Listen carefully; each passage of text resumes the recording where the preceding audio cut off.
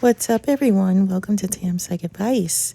So, what does love feel like to an ENFJ? Can you even put that in words? It's extremely difficult to do, but I'm talking about falling madly crazy in love. ENFJs are idealists, so they have it's like they put in love on a pedestal and they want to be probably ideally 95% happy, whereas other types say that they will accept 60-40 or 70-30 or 50-50 when you ask what imperfections or difficulties or not so great aspects of being married would you be willing to accept? Well, an idealist, like an ENFJ, INFJ, INFP, ENFP, they're going to have higher standards when it comes to falling in love than other types. Their head is in the clouds. They're looking for euphoria. They're looking for the impossible in some ways. So, for an ENFJ, is it possible for them to fall in love? Absolutely. Falling in love feels like sleigh bells on Christmas. It feels like you are falling. It feels like you have no control, like you're grasping for the railings, but you can't quite reach them. It's like you're on a long treadmill that's just moving you along and you can't stop it. It's like you're trying to stop it, but an ENFJ who's madly in love, they can't stop it.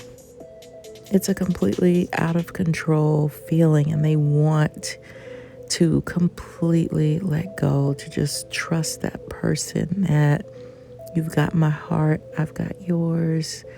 We can sail into the night. We can just float on clouds and not worry about anything. Just feel what we feel, like take that risk.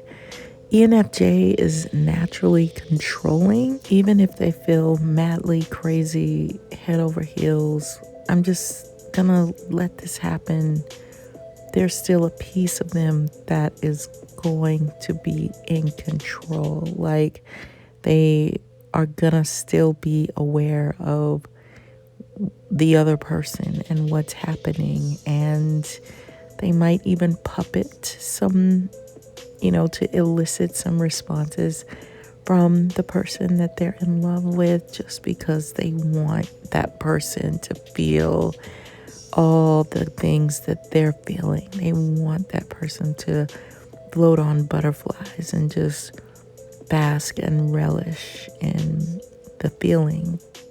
Falling madly in love feels like you just enjoying every second, every moment without worry, without worrying about is this gonna be forever? I mean, it feels like all these donuts that you're looking at right now. Like, wouldn't it be cool if you could just have all of every indulgence, like all of it? Like, you could have 50 donuts if that's what you love, if that's what you crave. It would be so good if you could just have them all, like every single flavor, no matter how rich or how much it cost, or the sky was just the limit and you could just indulge in every bite and not have to worry about calories or anything like that,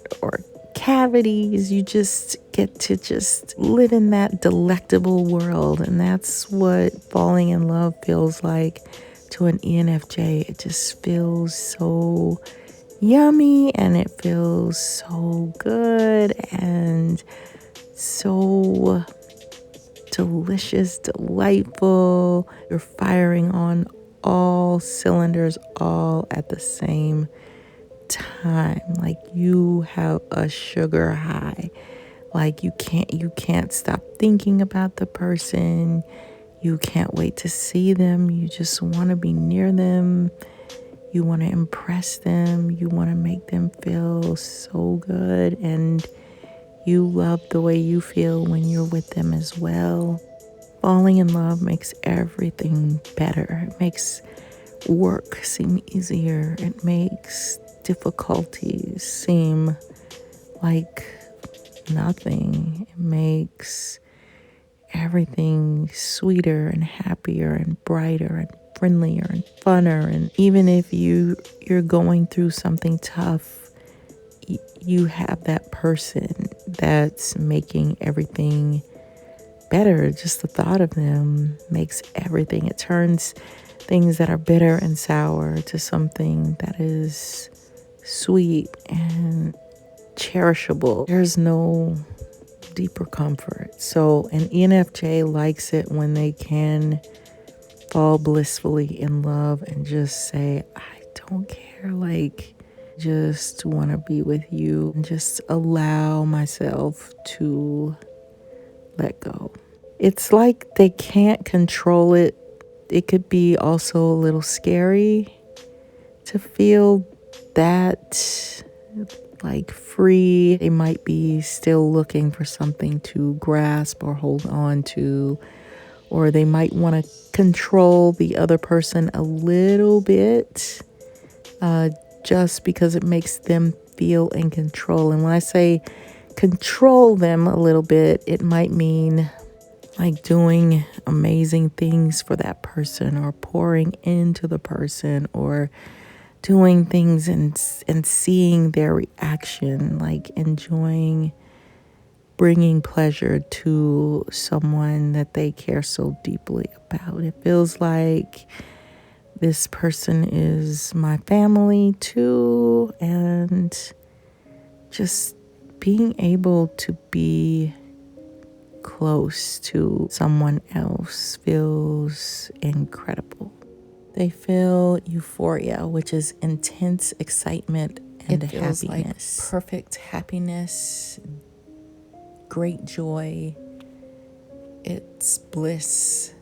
And they can feel this kind of crazy high for someone and then look back and think, oh my gosh, thank goodness that didn't work, because that doesn't compare to what I felt with this other person. It's like they can excuse flaws of the person. It's like a deep understanding of someone else where, that person could say, I know I'm difficult, or I know I'm tough, but to the ENFJ, they're not, because they get them, they understand them, their quote unquote toxicity really doesn't bother the ENFJ, because they get the person and they feel like the person gets them. And so it's a person that they can accept, flaws and all. In fact, some of their flaws might even be a turn on to them. When they're falling in love with somebody, they're gonna want to do all the love languages with that person. Forget just one. We want quality time. We want gifts. We want physical touch. We want words of affirmation to tell them how much we love them, what we love about them, what we're feeling about the person. We want acts of service. We want to do things for the person. We want to do them all.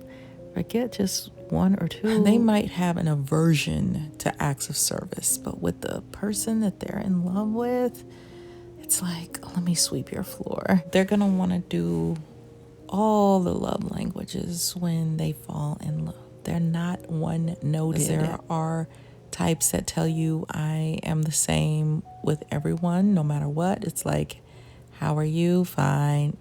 Just dry. ENFJs are generally not that way. We are looking at things from all angles at all times when we're in love, they're going to want you to feel everything. Some people might not like that. They might want more of a fight, and they might even want a little bit of arguing, or because that's in romantic movies. There's many of them, there is a fight, or there is some turbulence, or there is some conflict.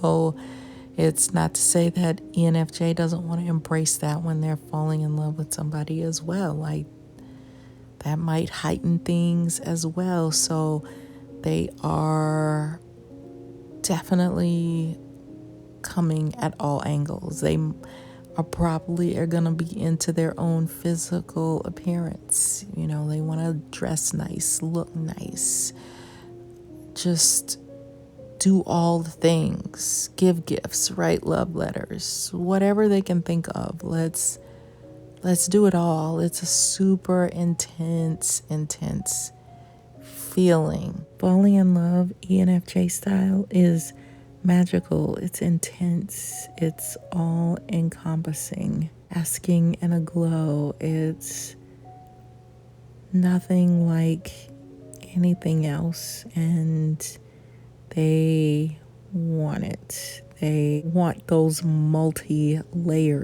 not just a one layer. It's multi-layered.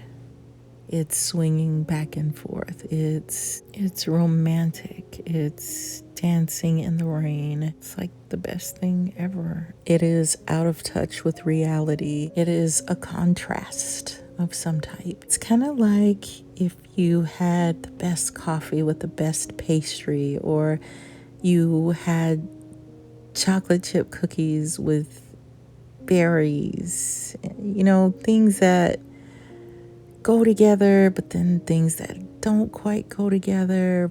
There's like this undercurrent of contrast. That's the best way I can say it. So they might have an undercurrent of shaking things up a little bit, like the bitter with the sweet.